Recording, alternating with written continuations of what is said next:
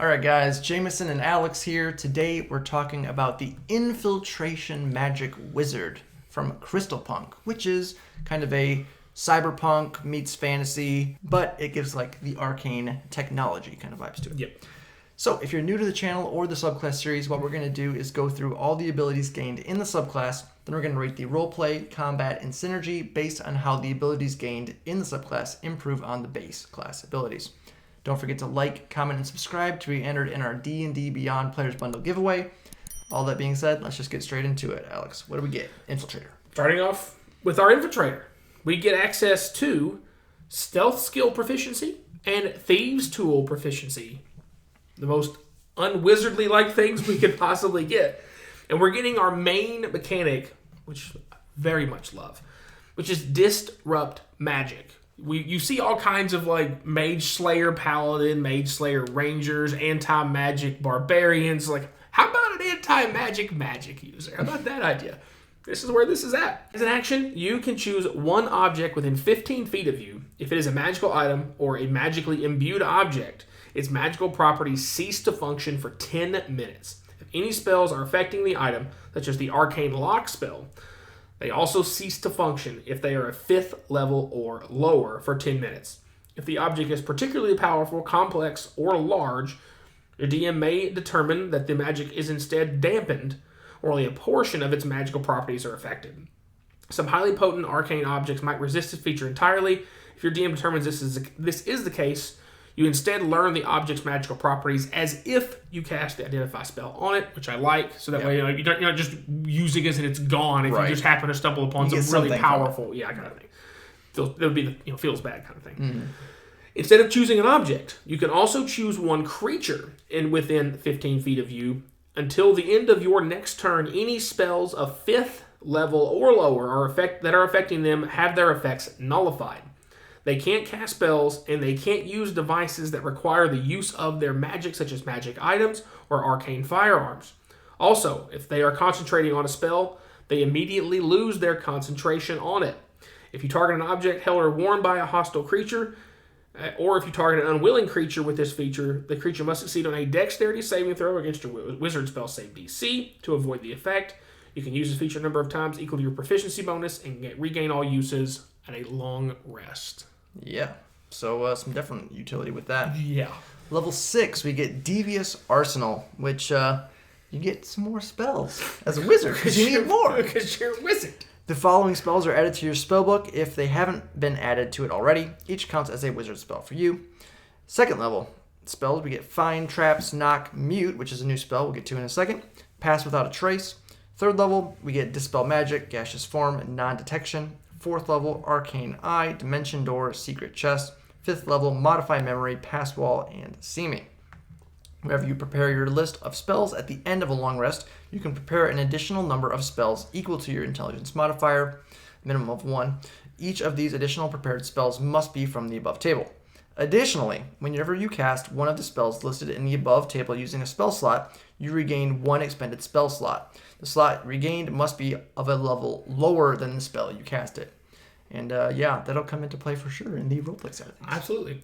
So the spell itself, Mute, is a level 2 spell, casting time of 1 action, range of touch, duration of 1 hour, but has no noticeable cost components. You touch a creature or an object of medium size or smaller, muting the target for the duration. The target is a creature and is unwilling. You can make a Constitution saving throw to avoid this effect, which I don't love, but it's what it is. A muted creature can repeat the saving throw at the end of each of its turns, ending the effect on itself on a success. No sound can be created by the target or objects they wear or carry so long as the origin of the sound is within 10 feet of them. So it's, around them a little bit of an aura. So if it's one item or whatever on them, it's muted. They can't just throw it away. It's just, this is kind of close right next to them. Also, if the target is a creature, you can choose one of the following additional effects when you cast a spell. The target can't cast spells that require verbal components, or when the target casts a spell, it can cast it without any verbal components, and any spell they cast produces no sound. So you could target an ally with this, and they'd be able to cast spells without having to say anything. Yeah. So there could be very potent. Which is a cool little 2-sided spell. Then at level 10, we have Arcane Translocation. You can place a magical sigil on the ground below you whenever you cast a spell of 3rd level or higher, which is invisible to all creatures except for you. While you are within 120 feet of the sigil, you can teleport to it as a bonus action on your turn. The sigil then disappears. It also disappears if you place a new one with this feature. Finally, our capstone at 14 is Tactical Camouflage. You learn to draw on the latent magic of your spells to camouflage yourself. After you cast a spell of 1st level or higher, you can choose to become invisible until the end of the turn. Period, end of sentence. There you go. No uses per day, no cost of anything else, just all the invisibles. There you go. Oh, the end of your turn. Yeah. But still invisible. End of the turn. So if you, for example, used a reaction spell, you could go invisible. This is true. So if you cast Shield... You're +5 AC and disadvantage. And they can't see you. So they're not going to hit you. Not bad. Got it. So, all that being said, those are the abilities gained in the subclass. We'll move on into the rating portion. First up is the Roleplay Asterisk, as always. Talking about roleplay, we're talking about interacting with the world around you, interacting with NPCs, non-combat scenarios, avoiding combat, basically things outside of the initiative order. Not talking about your class fantasy, history, lore, background, that's on you as a player. We can't rate you, but we can rate the abilities gained in the subclass, how they might improve your potential in those roleplay scenarios. Yes. So, all that being said, stealth and thieves tools, free proficiencies, you typically wouldn't think of with a wizard, but you get them, so you'll take them. Disrupt Magic definitely has some RP. Can be a bit niche, but if you're in a campaign setting where there's lots of magical locks, things like that, could become pretty important. Magical to get traps, into. or if somebody were to open this chest, it blows up in their face, Right. stuff like that. So definitely that's happened. Yeah, can help for sure. Silly DMs and shenanigans. Bonus spells, definitely good to have some extra free spells prepared. And it helps you, again, give you incentive to cast them because they are pretty much all roleplay focused. Mm-hmm. So by incentivizing you to cast them for roleplay, you're getting back a lower level spell slot. Uh-huh. So you're not trading like a full spell slot to use an RP, so you don't feel quite as bad to use those kinds of spells. Especially the bigger ones. So you get to higher levels, you're never afraid to use a level 1 or a level 2 for RP. But now you get those 4s and 5s, still don't feel as bad because you're going to get at least something back in the pocket for it. Which is definitely nice and good utility for that. And then your capstone you have as well, though again that is a little bit niche. So the main example I thought of was if you cast Disguise Self on yourself, you turn invisible, and then when you come back from the invisibility after the end of your turn, you look like somebody else. So that way you can kind of do some shenanigans to make some trouble, and then be like, oh, now I'm an old Dragonborn person. Yeah. I wasn't before. So there's some utility for sure. Your ability to cause trouble, or if you're trying to be sneaky and you're pilfering through somebody's stuff, trying to find information, trying to find an item maybe they've stolen or whatever, and then somebody hears you, you could cast whatever spell you wanted to identify that. Okay, it's a rock. Great. You and then you're invisible. Somebody pops the door open. You're invisible. Nobody's in here. Even something like Dimension Door. You cast Dimension Door, you don't necessarily know where you're going to appear if there's going to be people around. Right. So you cast it, and you're invisible when you arrive. People could hear you because invisibility doesn't stop sound from happening. But they would, be confused. So there's lots of utility that can be done with that in a roleplay setting. Yeah. That being said, we gave it a 4 out of 5 for the roleplay. Some very nice options and a little bit outside of the normal from what you would see from a wizard. Yep. The combat side of things gets incredibly interesting. I think is the best way to describe it. We'll save the interesting part for last, the more complicated side. Obviously, we'll just do it reverse order. Makes it easy that way. The capstone, which is backwards from normal things, but this is backwards for most wizards. So, you have the ability to, like Jameson said earlier, you cast shield. Now you're invisible. You're nigh impossible to hit at that point by single target stuffs. Even if your AC is normal, if you got mage armor on, your AC is 16. Well, now it's 21, and they have disadvantage on hitting you. Right. So good luck. But then you could still move. It's on your on your turn, or you've done it, and you move around, kind of thing. So there's great. It doesn't cost you anything. It's a great small little buff to let you stay alive better, not be seen, reposition yourself, all that jazz. Same thing with the Arcane Translocation. Whenever you cast a 3rd level spell or higher, and you can put back to this original location. So if you needed to position yourself maybe kind of in danger to maximize a spell's effect, You can cast it, and then immediately, if you're trying to reposition, you're like, I'm going to get right next to this big black dragon and like 3 of his little buddies so I can kind of call his face. And you're like, but now I'm back over here. Because I do not want to be in front of him or anywhere close to me. Exactly.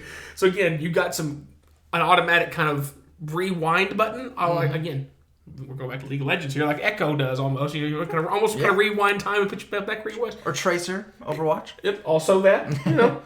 Both are options. The Devious Arsenal, like James said, it works for RP. It also has very strong indirect help for combat because all of these RP spells, you're not going to be casting RP spells and losing spell slots you wouldn't have for combat as much. So when you can do that more freely with RP, and you're not going to feel as punished as much on the combat side of things. So very strong indirect help. Disrupt magic. Okay. So again, part of this is going to be dependent on, are you coming in contact with enough casters where you can cancel their concentration, prevent them casting spells? Are the enemies you're fighting having magic items to where you can nullify? So again, the interaction between, same thing with any kind of anti-magic subclasses. Right. If you're encountering enough stuffs, this is really, really potent. If you're not, it doesn't feel as good. But the difference between this one is it does let you target individual items or people. A lot of these just like, if there's somebody concentrating on a spell, you have advantage on attack against them. And you really are just going super hard at the spell caster. But there's a lot of... There's more gray area with this. This creates more options because magic items. Right. You could run into a barbarian that has a magic sword. Well, he's not a caster, but you can make that sword just a regular sword. It's no longer for a little while. It's no longer a +2 sword for the next 10 minutes. So there's...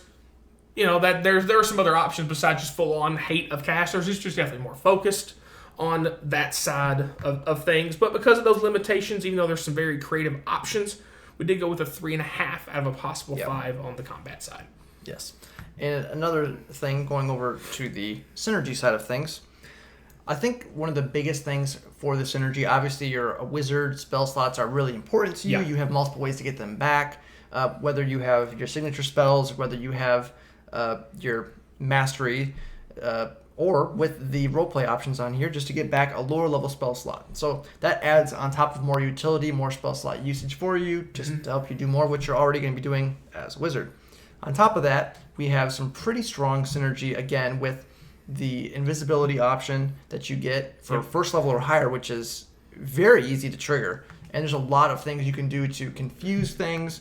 I mean, you could do, for example, an illusion copy of yourself somewhere. You become invisible, and they might think you teleported to that location because you're already blinking all over the place. So there is a lot of stuff, especially if you want to create I really didn't think about that. It'd be really interesting because maybe somebody uses a really powerful ability to hit that that fake illusion, of you, that illusion of you. Because there he is. Illusion magic, guys. Underappreciated. If you are creative with this, it allows you to do a lot of things that you otherwise would not ever be able to do. Things that even the most experienced DMs will go like, oh, I hate you. That's great. So that is pretty solid for that. But you do have to be pretty creative with some of those kind of things. This is definitely, like I said, a higher player IQ, more experienced player IQ to maximize. Right. I mean, anybody can find some fun things to do with this. But if you're a really good out-of-the-box thinker, you can pull off some absolute shenanigans with this. And then, of course, with the higher level spell slot, I would say higher, but, third level is still nothing crazy to you as a wizard, being able to get that teleport for just have a spot. So, like, again, as Alex said, you run up and cast, like, Cone of Cold or something. You want to get a little closer. Maybe you get close enough to, hit someone with a fly spell or something. And then you're like, I don't want to be standing over here anymore. So you blink back. Here's haste.